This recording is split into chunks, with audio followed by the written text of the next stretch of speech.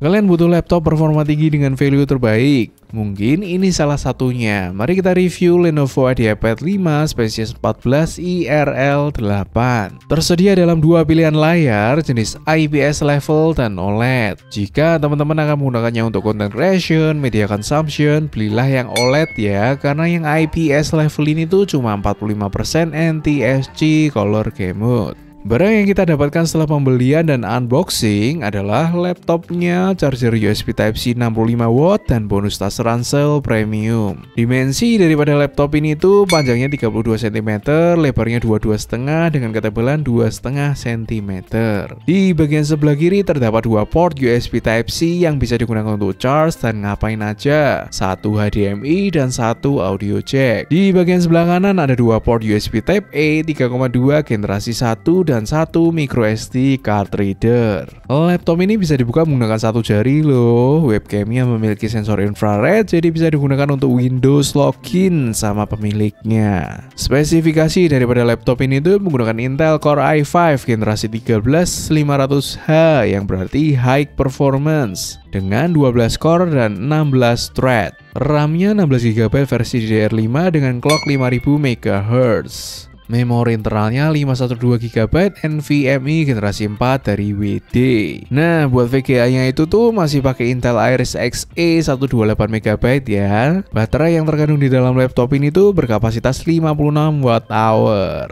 Windows yang kita dapatkan di dalamnya itu udah versi 11 Home dengan gratisan Microsoft Office 2021. Dapat pula garansi resmi dari Lenovo 2 tahun dengan accidental protection. Dari sektor layar menggunakan seri OLED dengan resolusi 1920x1260 Hz. Memanjakan mata banget nih layarnya, akan tetapi versi OLED ini tuh memiliki layar yang sangat-sangat reflektif. Jadi teman-teman sekalian harus menambahkan lapisan anti glare ya, biar lebih nyaman untuk dipandang mata. Sedangkan kalau versi yang IPS level itu bawaannya udah matte. Kenapa lo yang OLED itu nggak sekalian matte dari pabriknya ya? Aneh bener ini tuh. Kualitas keyboard laptop ini sih juara ya, buat ngetik enak, nyaman, berkesan premium banget. Pun dilengkapi dengan LED backlit yang bisa diatur kecerahannya. Kemudian dari sektor speakernya berfokus pada vokal, jadi gelombang suara yang dihasilkan tuh rada cempreng, non ngebas ya gengs. Digunakan untuk mendengarkan dialog sih juara. Namun kalau kalian pecinta bass ya tambah aja beli soundbar gitu daripada pakai speaker bawaannya kan.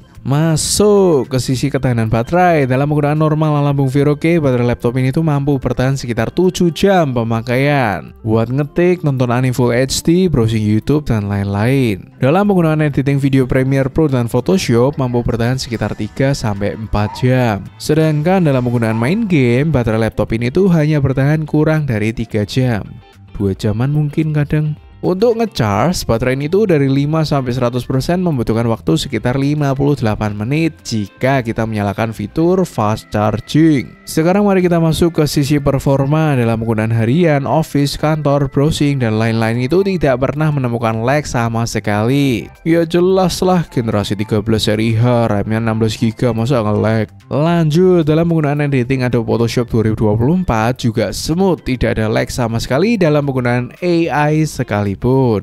Lanjut, dalam penggunaan editing Adobe Premiere Pro 2023 terdapat sedikit lag jika kita menggunakan multi-layer editing lebih dari 3 dengan efek-efek yang cukup berat tentunya ya, mungkin karena demand yang tinggi dan hanya berbekal Intel Iris Xe, jadi agak kembang-kempis gitu. Namun lag tersebut tidak pernah terjadi jika kita menggunakan Adobe Premiere Pro versi 2021. Oh iya, resolusi yang kita pakai buat edit itu di 1080, 30 atau 60 fps ya. Walaupun laptop ini bukanlah laptop gaming, bukan Bung Viroke namanya kalau misalnya pinjam laptop kayak gini tuh nggak dites buat main game sekalian. Ya, walau game yang dimainkan tuh yang ringan-ringan ya, bukan yang berat. Buat Crash Bandicoot Trilogy bisa memainkan dengan settingan medium 1920x1200 mendapatkan performa sekitar 60 fps kalau di tempat yang sepi dan 40-an fps saja kalau di dalam gameplaynya.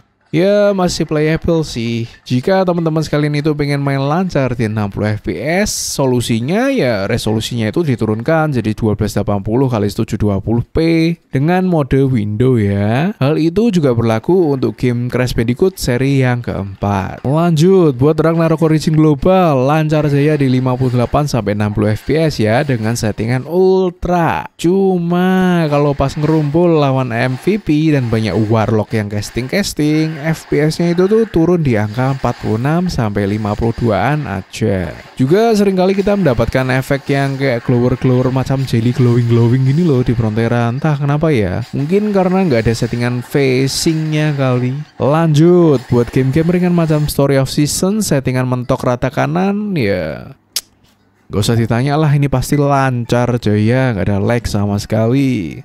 Buat Genshin Impact, nggak usah kita tes lah karena Genshin Impact tuh ukurannya sekarang 140 GB kan. Ini internalnya cuma 512, kalau diisi 140 kan habis setengah udah, ya kan? Udah sepertiga sendiri gitu. Nanti ngamuk yang punya. Duh, review singkat kok jadi panjang gini ya.